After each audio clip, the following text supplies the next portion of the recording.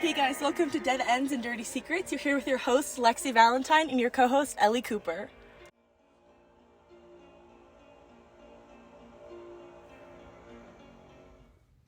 Mouth agape, a singular gunshot taking the life of Cateresa Matthews. On December 8th, 1 life was lost, but 6 lives were taken.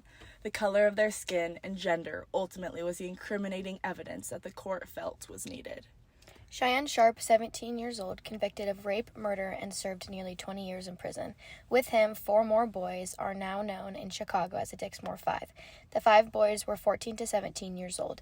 They were all friends and went to the same school. The boys had no criminal records of any kind, and it is never reported that any of them had any actual connection to Cateresa Matthews.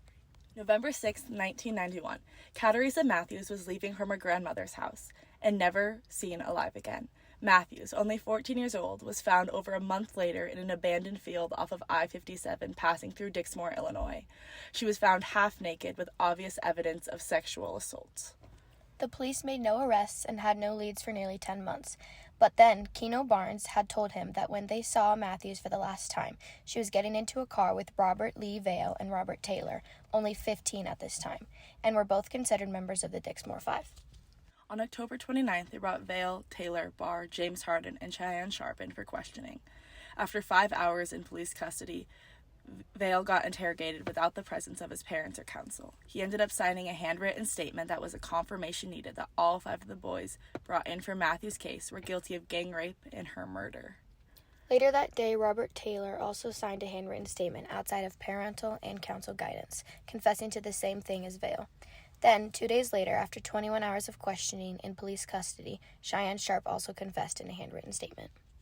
While these confessions held value to the court, these written confessions were without a doubt forced upon these boys. More importantly, none of their statements matched or were accurate to one another, yet the court still used this as a primary source of evidence.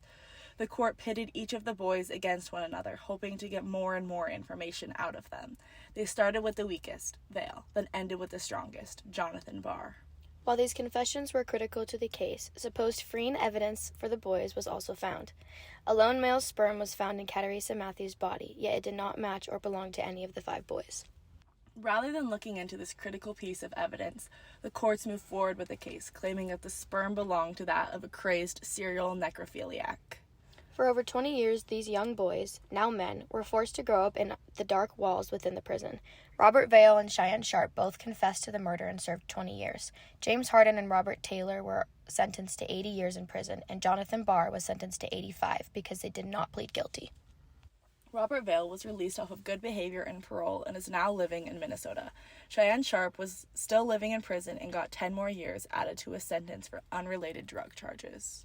This is when the Innocence Project came into play. With the critical evidence of semen found in the body, the Innocence Project got permission to identify who it belonged to and then investigate what the legal court did not.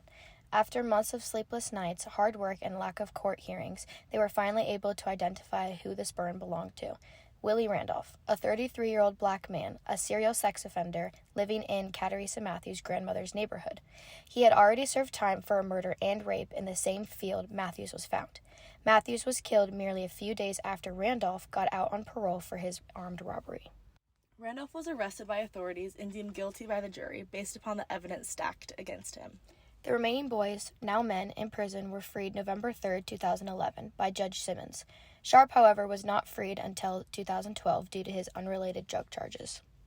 Dixmoor, Illinois, was left in a state of panic. Multiple murders had happened, but now they were happening to young teenagers, supposedly by teenagers. There was a fear that if anyone stepped outside alone, they too might end up dead in a field as the next victim. The community never knew that the Dixmoor 5 were innocent. The animosity and hatred for the boys and their families grew, and with it their confirmation of all the doubts and fear they felt towards African Americans. For the boys convicted, their lives were taken away from them. They missed critical times, including graduating high school, going to college, young love, career opportunities, and the ability to form their identity without this murder charge hanging over them. Shainne Sharp said that when he was released, "This is not justice. Justice would have happened a long time ago."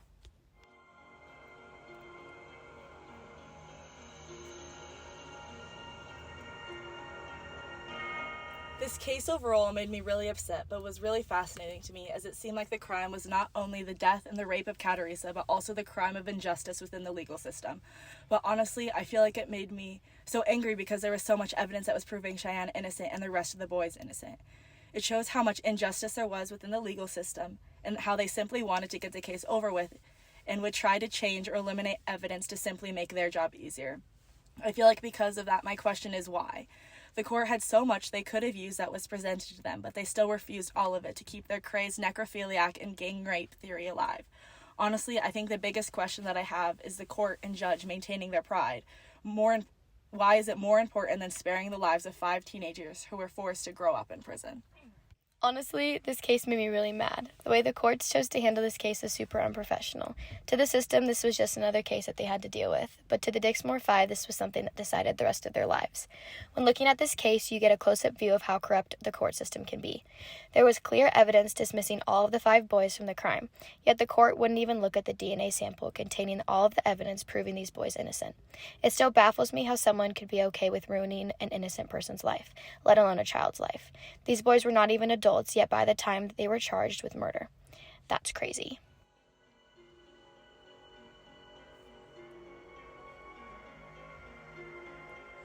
This case relates to the Arthur Miller's The Crucible in so many ways. The convictions without evidence were clear testaments of prejudice and bias within the court. In the witch trials, the courts were primarily church officials who wanted the case of witchcraft to be solved as quickly as possible, rather than finding the actual cause. They also listened to the voice of young children like Abigail Williams, who was a leading source.